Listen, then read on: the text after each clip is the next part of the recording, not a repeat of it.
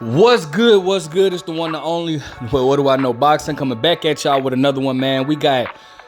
I just saw the interview with Demetrius Andrade with Brian Custer on the Last Stand podcast or whatnot, and it's just a question that I just have to know, man. Like seriously, we've been going through this whole situation for years now, and what's kind of bothersome. Something that nobody really probably thought about is the fact that, bro, we are getting Caleb Plant versus David Benavidez, and yet we still have not got Jermall Charlo versus Demetrius Andrade. Now, granted, I understand the hoops that you can, the boxing policies that you can say got in the way, with Andrade being with the zone and all this type of stuff, this, that, and the third. But I'm letting you guys know that this is how long we have wanted to see Jermall Charlo and Demetrius Andrade fight each other, okay? Both fighters at one point seemed to be chasing Canelo Alvarez. Canelo Alvarez seemed not to be interested in fighting either one of those fighters, especially Demetrius Andrade. Just going on the history of the two, I mean, obviously, on the interview with Brian Custer, shout out to Brian Custer, good dude. Demetrius Andrade, he's adamant. He says, I want the Jermall Charlo fight. Now, of course, for y'all that don't know, there's been history between the two. Demetrius Andrade back in 2014 on the undercard of Amir Khan versus Devin Alexander. So it was December 2014. Demetrius Andrade was supposed to fight Jermall Charlo. Demetrius Andrade was signed with Rock Nation Promotions at the time. Of course, Jermall Charlo was with Al Heyman.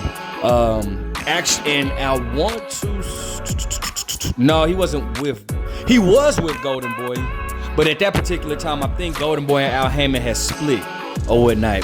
But either way it goes, regardless, Demetrius Andrade didn't like what the money that it was something with money issues, but not due to Al Heyman's side. It was due to his own promoter's side with Rock Nation. So he didn't like that. So he questioned some things and felt like he should have been getting some more money from them, and ultimately pulled out of the fight. Might have been the week or like 2 weeks before the fight.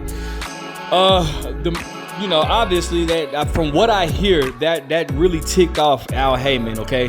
I've heard that really ticked off Al Heyman.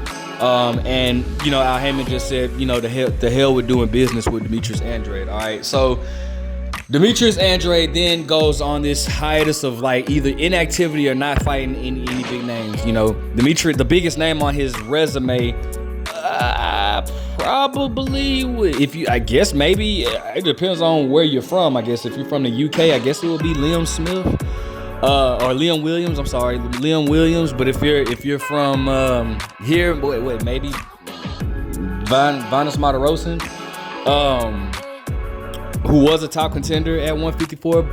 Jermall has a slightly better resume. I think Jermall's resume is a solid B. With the likes of Austin Trout, Julian Williams, Matt Korobov, Sergey Derevchenko. Those are decent names. No Tommy. I think he fought. I think it was him that fought Cornelius Bundridge. I think that was Jermall. I think it was. Don't hold me to that though.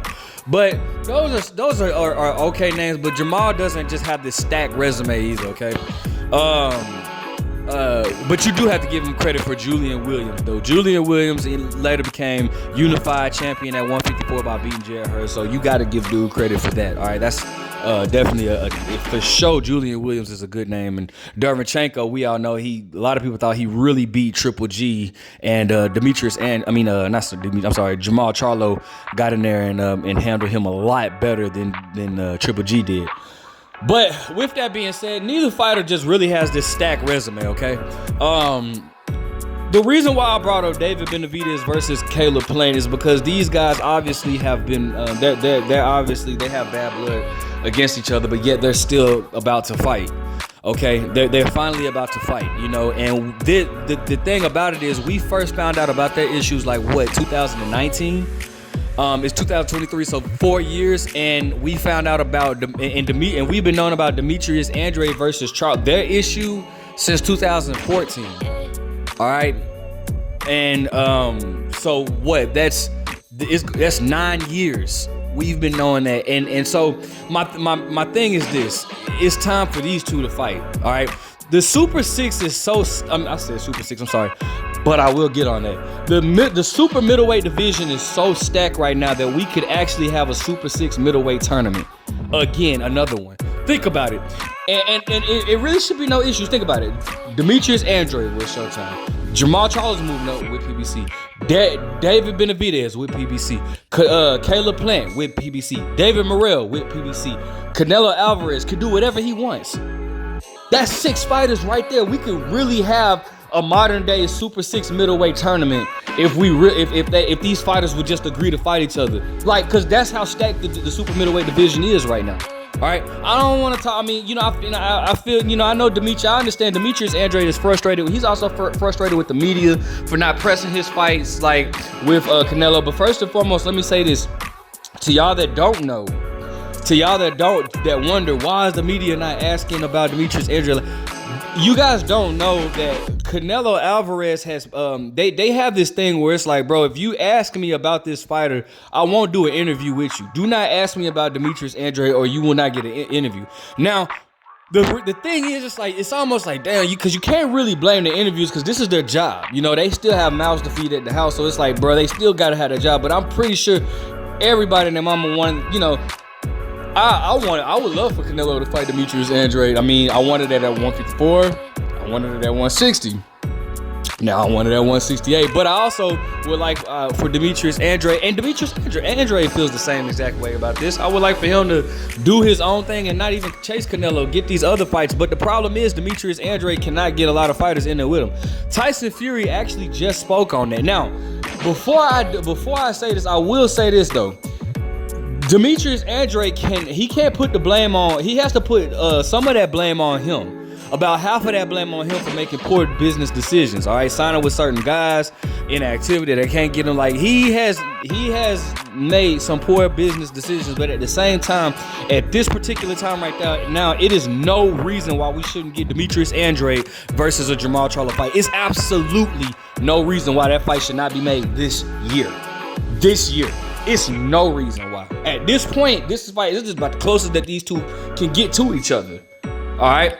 Now, you got Tyson Fury on here, just doing an interview saying that, bro, Demetrius Andrade is the real boogeyman because this man, you have all these fighters, nobody wants to really fight Demetrius Andrade. Now, at 168, I can't say. I have a feeling that I know for a fact David Benavidez will get in there with Demetrius Andrade. I know that for a fact. All right. David Benavidez will get in there with Demetrius Andrade, but at the same time, it's like looking back in his past, you just got all these fighters. John Ryder's possibly fighting Canelo. Well, actually, I think John Ryder is gonna fight Canelo Alvarez. Demetrius Andrade had an issue with that, but however, if Demetrius Andrade would have fought the guy Zach Parker that John Ryder beat. Then John Ryder possibly would have fought Demetrius Andrade. Demetrius Andrade could have beat him, and then now what? You know what I'm saying? So that's one of them things that was on Demetrius Andrade. But at the same time, listen, all I'm saying is there's no excuse for Demetrius Andrade not to get a big fight this year. All right, we should be getting, if we can get David Benavidez versus Caleb Plant going on this year, we should definitely be able to get Demetrius Andrade versus Jermall Charlo, and we can make it like I said, a Super 6.